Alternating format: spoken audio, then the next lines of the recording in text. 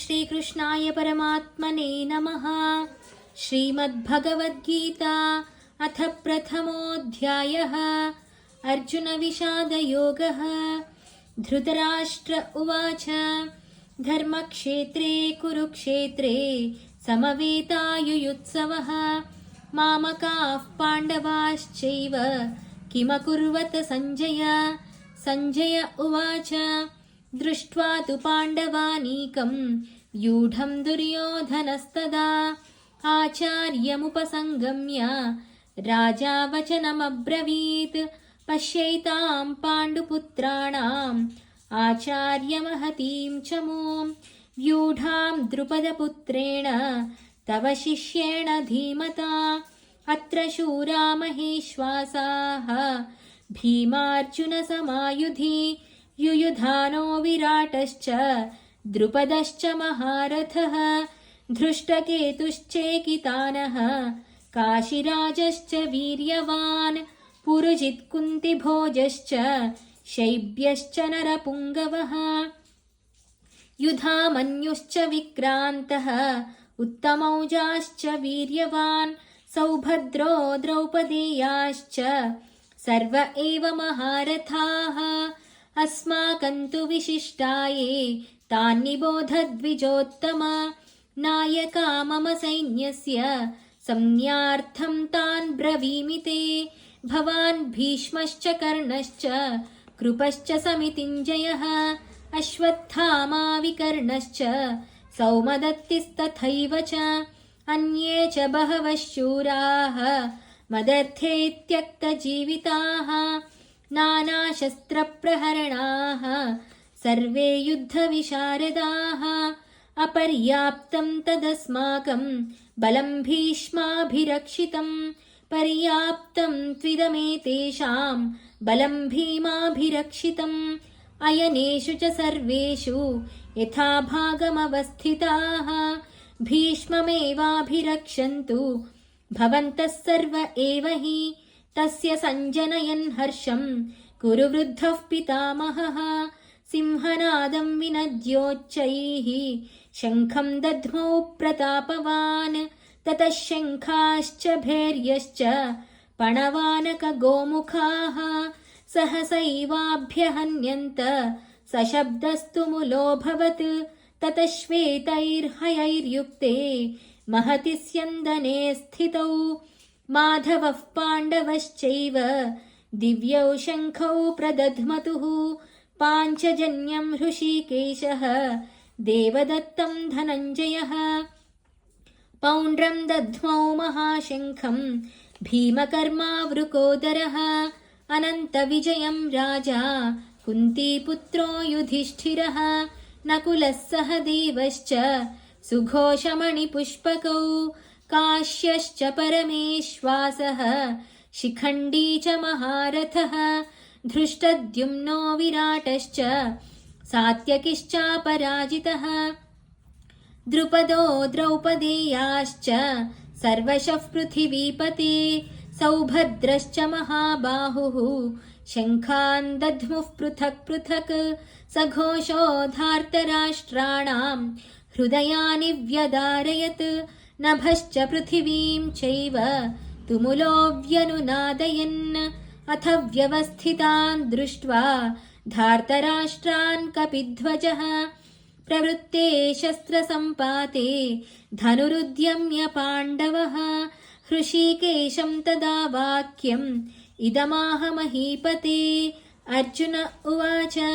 सेनयोरुभयोर्मध्ये रथं स्थापयमेच्युत यावदेतान्निरीक्षेऽहं योद्धुकामानवस्थितान् कैर्मया सह योद्धव्यम् अस्मिन् रणसमुद्यमे योत्स्यमानानवेक्षेऽहं य एतेऽत्र समागताः धार्तराष्ट्रस्य दुर्बुद्धेः युद्धे प्रियचिकीर्षवः। सञ्जय उवाच एवमुक्तो हृषीकेशः गुडाकेशेन भारत सेनयोरुभयोर्मध्ये स्थापयित्वा रथोत्तमम् भीष्मद्रोणप्रमुखतः सर्वेषां च महीक्षिताम् उवाच पार्थ पश्यैतान् समवेतान् कुरूनिति। तत्रापश्यन् स्थितान् पार्थः पितॄनथ पितामहान् आचार्यान् मातुलान् भ्रातॄन् पुत्रान् पौत्रान् सखींस्तथा श्वशुरान् सुहृदश्चैव सेनयोरुभयोरपि तान् समीक्ष्य स कौन्तेयः सर्वान् बन्धूनवस्थितान् कृपया परयाविष्टः विषीदन्निदमब्रवीत्। अर्जुन उवाच दृष्ट्वेमं स्वजनं कृष्ण युयुत्सुं समुपस्थितं सीदन्ति मम गात्राणि मुखं च परिशुष्यति वेपथुश्च शरीरे मे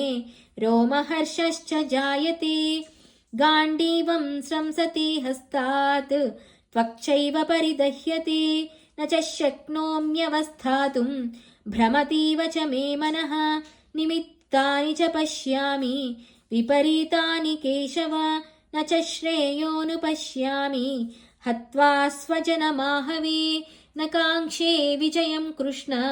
न च राज्यं सुखानि च किन्नो राज्येन गोविन्द किं भोगैर्जीवितेन वा येषामर्थे काङ्क्षितन्नः राज्यं भोगाः सुखानि च त इमेव स्थिता युध्ये प्राणां त्यक्त्वा धनानि च आचार्याः पितरः पुत्राः तथैव च पितामहाः मातुलाः श्वशुराः पौत्राः शालाः सम्बन्धिनस्तथा एतान्न हन्तुमिच्छामि घ्नतोऽपि मधुसूदन अपि त्रैलोक्यराज्यस्य हेतोः किन्नु मही कृते निहत्य धार्तराष्ट्रान्नः का प्रीतिः स्याज्जनार्दन पापमेवाश्रयेदस्मान् हत्वैतानाततायिनः तस्मान्नार्हा वयं हन्तुं धार्तराष्ट्रान् स्वबान्धवान् स्वजनं हि कथं हत्वा सुखिनः स्याम माधव यद्यप्येतेन पश्यन्ति लोभोपहत चेतसः कुलक्षयकृतं दोषं मित्रद्रोहे च पातकं कथं न ज्ञेयमस्माभिः पापादस्मान्निवर्तितुं कुलक्षयकृतं दोषं प्रपश्यद्भिर्जनार्दन कुलक्षये प्रणश्यन्ति कुलधर्माः सनातनाः धर्मे नष्टे कुलं कृत्स्नम् अधर्मोऽभिभवत्युत अधर्माभिभवात् कृष्ण प्रदुष्यन्ति कुलस्त्रियः स्त्रीषु दुष्टासु वार्ष्णेय जायते वर्णसङ्करः सङ्करो नरकायैव कुलघ्नानां कुलस्य च पतन्ति पितरो ह्येषां लुप्तपिण्डोदकक्रियाः दोषैरेतैः कुलघ्नानां वर्णसङ्करकारकैः उत्साद्यन्ते जातिधर्माः कुलधर्माश्च शाश्वताः उत्सन्नकुलधर्माणां मनुष्याणां जनार्दन नरके नियतं वासः भवतीत्यनुशुश्रुम अहो बत महत्पापं कर्तुं व्यवसिता वयं यद्राज्यसुखलोभेन हन्तुं स्वजनमुद्यताः यदि मामप्रतीकारम् अशस्त्रं शस्त्रपाणयः धार्तराष्ट्रारणे हन्युः तन्मे क्षेमतरं भवेत् सञ्जय उवाच एवमुक्त्वार्जुनः सङ्ख्ये रथोपस्थ उपाविशत् विसृज्य सशरं चापं शोकसंविघ्नमानसः ॐ तत्सदिति श्रीमद्भगवद्गीतासु उपनिषत्सु ब्रह्मविद्यायां योगशास्त्रे श्रीकृष्णार्जुनसंवादे अर्जुनविषादयोगो नाम प्रथमोऽध्यायः सर्वधर्मान् परित्यज्य मामेकं शरणं व्रज अहं त्वा सर्वपापेभ्यः मोक्षयिष्यामि मा शुचः।